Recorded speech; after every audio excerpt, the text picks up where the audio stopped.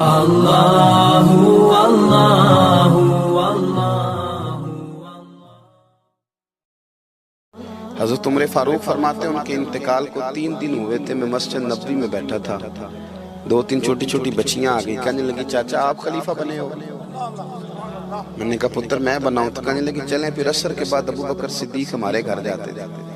میں نے کہا پتر آپ کے گھر کیا ہے؟ کہنے لگی ابا فوت ہو گئے، بھائی کوئی نہیں، ہم نے نا بکریاں رکھی ہوئی، وہ روز عصر کے بعد آتے تھے، بکریوں کا دودھ دھو کے ہمیں دے جاتے تھے، کچھ پی لیتی تھی، کچھ بیچ کے گزارا کر لیتی۔ 3 دن ہو گئے، میری ماں روتی ہے، بہنیں روتی ہیں، کون آئے گا؟ چاچا چلو گے؟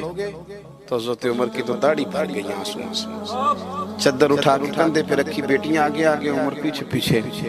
ایک صحابی رستے میں ملے، عمر کہاں جا رہے ہو روتے ہوئے؟ عمر اور روئے، کہنے لگے یار کیا بتاؤں، ابو بکر صدیق رستہ بڑا مشکل کر گیا میرے، اس کے رستوں پہ چلنا اتنا کٹھن ہے، اتنا مشکل ہے۔ بھئی کچھ ضروری ہے کہ 2 لاکھ روپے ہی کسی کو دیں گے تو خدمت ہوگی؟ تو کسی کا آٹا ہی پسوا دے، جا کسی کو جا کے شہر سے دوائی لا کے دے دے، کوئی تو ڈیوٹی کرنا، یہ ہمیں حضرت ابو بکر صدیق نے سکھایا۔ تو کچھ نہیں کر سکتا تو مسجد میں جھاڑو تو دینا، میرے بھائی کچھ تو۔ آپ اس محفل کا مہمان خصوصی کون ہے؟ میں تو آیا ہوں چلا جاؤں گا۔ اس محفل کا مہمان خصوصی وہ ہے جس نے محفل سے پہلے یہاں جھاڑو دیا، جس نے یہاں دریاں بچھائیں، اس کی فوٹو بھی نہیں آنی بچاری، وہ شاید پیچھے رہے۔ بڑے خاص لوگ ہوتے ہیں، کیمرے کی آنکھ انہیں دیکھے نہ دیکھے، رب رسول انہیں دیکھتے، اللہ رسول کی یہ نگاہ کرم میں رہتے۔ حضرت ابو بکر صدیق رضی اللہ تعالیٰ عنہ نے نیکی کے، خیر کے اہداف طے کیے، اس ہدف پر انہوں نے زندگی گزاری۔ تیسری بات، انہوں نے نا اپنا مال خرچ کیا اسلام کے لیے۔ اپنا کمایا ہوا مال خرچ کرنا خاصا مشکل کام ہے، آسان نہیں ہوتا، اور اگر آپ نے جائز طریقے سے مشقت کے ساتھ پیسہ کمایا تو خاصا مشکل لگتا ہے اس کو خرچ کرنا۔ حضرت ابو بکر صدیق رضی اللہ تعالیٰ عنہ نے مال خرچ کیا، اور کس طرح خرچ کیا کہ جب حضور نے اشارہ کیا، جب اشارہ کیا، مسجد نبی بننے کی بات آئی تب بھی خرچ کیا، جہاد کی بات آئی تب بھی خرچ کیا۔ حالات اوپر نیچے ہوتے رہتے ہیں، جنگ میں حضور نے اعلان کیا تو حالات کچھ زیادہ مؤثر نہیں تھے صدیق اکبر کے، تو حضرت عمر کہتے ہیں اس دن میں نے سوچا آج میں نے آگے گزارنا، تو میں آدھا مال لے آیا گھر سے۔ کتنا؟ زکوٰۃ کتنے فیصد ہے؟ بول کے بتائیں، جوان کیوں نہیں بولتے؟ کتنے فیصد؟ زکوٰۃ 2.5% ہے، 2.5%، 100 میں سے 2.5 روپے۔ حضرت عمر کتنے لے آئے؟ 50 روپے 100 میں سے۔ یہ بڑا مشکل کام ہے، 2.5% دیتے ہیں تو لوگ کئی حساب کرتے ہیں، اور 50% یعنی آدھے پیسوں کو تھوڑا نہ سمجھیں آپ۔ حضرت عمر بہت زیادہ پیسے لے کے آئے، 50%، گھر کی ہر شے آدھی کر کے لے آئے۔ اور آپ فرماتے ہیں میرے حالات بڑے اچھے تھے ان دنوں، اور ابو بکر صدیق کے معاملات کا مجھے پتہ تھا، تو میرے دل میں خیال آیا کہ آج نہ میں نے ابو بکر سے آگے گزر جانا۔ کہتے ہیں جا کے میں نے مال رکھا، اتنی دیر میں صدیق اکبر بھی آ گئے۔ کہتے ہیں جواب تو چلو جو ہونے تھے وہ ہونے ہی تھے، حضور نے جو دونوں سے سوال پوچھے نا، ان سوال ہی بڑے انفرادی تھے۔ مجھ سے حضور نے پوچھا کیا لے کے آئے ہو؟ ادھر دیکھو جوانوں، کیا لے کے آئے ہو؟ میں نے عرض کی حضور آدھا۔ مجھ سے پوچھا کیا لے کے آئے ہو؟ میں نے کہا حضور آدھا لے آیا ہوں۔ پھر غور کرنا، پوچھا کیا لائے ہو؟ اور ابو بکر صدیق سے پوچھا گھر کیا چھوڑ کے آئے ہو؟ آپ دیکھیں سوالوں میں ہی فرق ہے، مجھ سے پوچھا جا رہا ہے کیا لائے ہو، اور ان سے پوچھا کیا، اور ان کا جواب بھی بڑا انوکھا ہے۔ اس سوال کا جواب تھا حضور کچھ نہیں چھوڑا، سارا لے کے آیا ہوں۔ جواب یہ تھا، آپ سوال پوچھتے ہیں نا کہ ختم ہو گیا کھانا، تو کہتے نہیں ختم ہو گیا۔ حضرت صدیق اکبر سے پوچھا کیا لائے ہو، کیا چھوڑ کے آئے ہو؟ انہیں کہنا چاہیے تھا کچھ بھی نہیں۔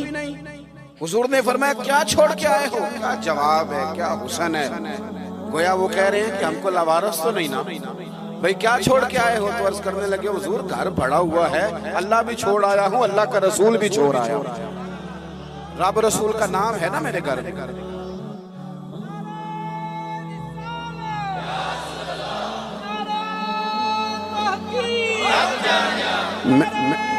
سنے فرماتے میں نا اللہ اور اس کے رسول، او بھائی ہمارے گھروں میں سارا کچھ ہے آج کل، اللہ رسول کا نام نہیں، معاذ اللہ۔ وہ کیا کہہ رہے تھے؟ جھاڑو پھیر کے ہر شے لے آئے، پر گھر میں اللہ رسول کا نام، اللہ رسول کا ذکر میرے گھر میں ہے۔ تو آپ نے کبھی کسی کتاب میں یہ پڑھا ہے یا کسی عالم نے بتایا ہے کہ اس کے بعد حضرت صدیق اکبر معاذ اللہ کنگال ہو گئے تھے؟ وہ تو پھر مالا مال تھے، اس کے بعد بھی کئی دفعہ دیا۔ وہ سبق بتا رہے ہیں، سبق ہمیں کہ رب رسول کے نام پہ سارا کچھ بھی لٹا دو گے نا تو گھر میں اللہ رسول کا نام ہونا چاہیے، بڑی برکتیں اللہ عطا فرمائے۔ ہم نے نا دولت تجوریوں میں بھر کے رکھی ہے، جو اصل دولت تھی اللہ رسول کا ذکر، اس سے ہم تھوڑے سے پیچھے۔ اب حدیث پاک سنیں، ہر بندہ حضرت صدیق اکبر کی عظمت بیان کرے گا اپنے علم کے مطابق، فہم کے مطابق، لیکن ان کی شان تک کون پہنچ سکتا ہے؟ حضرت ابوبکر صدیق رضی اللہ تعالیٰ عنہ کی شان میں بڑی حدیثیں ہیں، لیکن میں اس حدیث پہ آ کے ٹھہر جاتا ہوں، طبیعت جم جاتی ہے کہ یار یہ کیا معاملہ ہے۔ نبی پاک علیہ السلام نے فرمایا لوگو میرے پاس جس کے بھی پیسے آئے ہیں نا میں نے امانت سمجھ کے خرچ کیے، لیکن جب ابوبکر صدیق کے پیسے آئے میں نے اپنے سمجھ کے خرچ کیے، اپنے سمجھ، فکر کوئی نہیں، جہاں مرضی لگا، اپنے سمجھ کے خرچے۔ آخری باتیں آپ کی خدمت میں عرض کر رہا ہوں۔ ایک تو پہلے صاحب سے عرض کیا کہ سچ ہی ہوتا ہے، حق وہ حالات دیکھ کے نہیں بولے، وہ ضمیر کی آواز سن کے بولے۔ دوسری بات ہدف طے کریں نیکی کا، یہ کام میں نے کرنے، آپ ہدف طے کریں، اللہ مدد کرے۔ تیسری بات میرے عزیز، حضرت ابوبکر صدیق نے مال خرچ کیا۔ مال جو ہے نا، نبی پاک علیہ السلام نے فرمایا، اعلیٰ حضرت نے فتاوی رضویہ میں حدیث لکھی ہے کہ آخری دور میں دین کا کام بھی درہم و دینار سے ہوگا، پیسوں سے کام ہوگا۔ آپ کو ادارے بنانے ہیں، مساجد بنانی ہیں، کتابیں چھپوانی ہیں، تو کس طرح چھپیں؟ اپنا مال اور ہم نے یہ ذمہ دے دیا امیروں کو کہ امیر خرچ کریں گے، حالانکہ ہم نے وہ حدیثیں نہیں پڑھی کہ ایک صحابی کلو کھجورے لے کے آ گئے اور مسجد نبوی میں مال کا ڈھیر لگا ہوا تھا، تو حضور نے فرمایا یہ کلو کھجورے نا سارے مال کے اوپر بکھیر دو، جتنا سب کو ثواب ملے گا اتنا اسے 1 کلو والے کو ملے گا۔ تو ہم نا وہ ذوق نہیں پیدا کر پا رہے کہ 10 روپے کی اللہ رسول کی نظر میں اخلاص والے 10 روپے کی بڑی قدر، ہم سوچتے ہیں کہ وہ نا سارا کچھ چودھری صاحب ہی آ کے کریں گے، حالانکہ برکت والا جو مال ہوتا ہے اس میں بڑی خیر ہوتی ہے۔ آخری بات جو بڑی ضروری ہے اس پر غور کریں، فیصلے زندگی میں جب بھی کریں انصاف پر مبنی کریں، محبت دیکھ کے فیصلہ نہ کریں۔ محبت اور ہوتی ہے، قابلیت اور ہوتی ہے، مجھے پر ہونا یہ فطری بات ہے، لیکن اس کا قابل ہونا یہ ایک الگ بات۔ ہر باپ کو اپنے بیٹے بیٹی سے محبت ہوتی ہے، یہ فطری تقاضا ہے، لیکن وہ قابل بھی ہو یہ ضروری نہیں ہوتا۔ حضرت صدیق اکبر کے اپنے بیٹے موجود تھے، وہ جاتے وقت کسی کو بھی خلیفہ بنا دیتے، موجود تھی ان کی اولاد، مسلمان تھی، کلمہ پڑھتی، صحابی تھے، 4 نسلیں صحابی حضرت صدیق بنا سکتے تھے نا۔ اور حضرت عمر نے تو کبھی ایسا نہیں کیا کہ تحفے بھیجے ہوں، دوستی بڑھائی ہو، بلکہ وہ تو کہتے ہیں کہ ہماری تو نیکیوں میں آگے گزرنے کی دوڑ ہی لگی رہی ساری، معاملہ دوڑ میں رہا۔ لیکن حضرت ابوبکر کا فیصلہ دیکھیں، جب وقت وصال آیا آپ نے فرمایا عمر کو بلاؤ، ساری چیزیں وصیتیں نصیحتیں کی، سب کچھ حضرت عمر کے سپرد کیا۔ لوگوں نے کہا کہ ابوبکر صدیق یہ تو بڑے سخت آدمی ہیں، آپ ایک سخت گیر آدمی کو بنا کے جا رہے ہیں۔ تو نبی پاک صلی اللہ علیہ وسلم کے غلام نے کیا جواب دیا؟ فرمانے لگے میں اس وقت دنیا سے جا رہا ہوں، اس موقع پہ بڑا جھوٹا آدمی بھی سچ بولنے لگا، میں جب اللہ رسول کی بارگاہ میں جاؤں گا تو مجھ سے پوچھا جائے گا کہ امت کے بارے میں کیا فیصلہ کر کے آئے ہو، تو میں کہوں گا امت میں جو سب سے بہترین تھا اسے امت کا سربراہ بنا کے آیا۔ ہم لوگوں نے نا فیصلے میرٹ میں نہیں، کبھی الیکشن ہو رہے ہیں، فلاں کام ہو رہا ہے، ووٹ کس کو دینا ہے، کہتے ساری برادری ادھر ہے۔ اب برادری کو چھوڑیں، یہ بتائیں سچ کدھر ہے، حقیقت کدھر ہے؟ وہ کسی اور برادری کا بندہ الیکشن لڑ رہا ہے تو وہ بندہ اگر ٹھیک ہے تو ٹھیک ہے، پھر آپ برادری نہ دیکھیں، پھر تو شخص دیکھیں کہ وہ صحیح جا رہا ہے۔ حضرت عمر کے فیصلے ہمیشہ میرٹ ہے، حضرت ابوبکر کے فیصلے ہمیشہ میرٹ ہے، حضرت عثمان غنی، مولا علی شیر خدا، ان لوگوں کے فیصلے ہمیشہ حق کی بنیاد حضرت عمر کو بنا کے گئے. میں نے دوستوں سے کہا تھا اس سال, میں نے کہا تھا کہ حضرت عمر کے حالات پر زیادہ کتابیں ہیں, ان کے واقعات زیادہ ہیں, چونکہ انہیں وقت زیادہ ملا نا 10-11 سال. حضرت ابوبکر صدیق کو تو 2 سال ملے, لیکن ان کی خلافت کو مضبوط حضرت ابوبکر صدیق نے کیا.